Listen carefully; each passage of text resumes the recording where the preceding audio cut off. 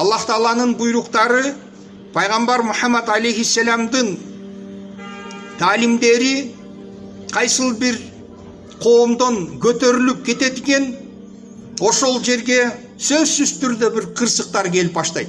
Кудайдын берекети мына ошол жерден көтөрүлөт. Ынтымак бар жерде береке болот. Бирок бул берекени биз туугандар жоготуп баштадык.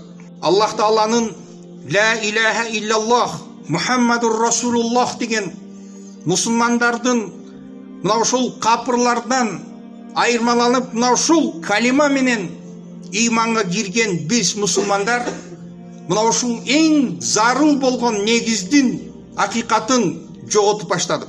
Дүйнөнүн туруксуз болгон, дүйнөнүн азгырыктары мусулмандардын жүрөктөрүнөн орун алган кезде Курандын баалуулугу, ыйман, исламдын талаптары бардыгы өзүнүн баалуулуктарын жоготту.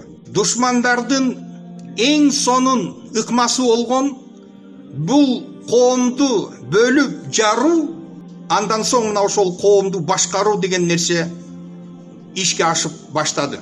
Аллах Тааланын чакырыктарын, Аллах Тааланын буйругу, Алланын динине бекем байлануу деген нерсе, мына ошол бөлүнүп жарылуу деген нерсени токтоткону мына ошол жогорудагы аятта келгендей Кудайдын бул эң чоң бир неаматы эле, бирок ошол неаматтын кадырына биз жетпедик.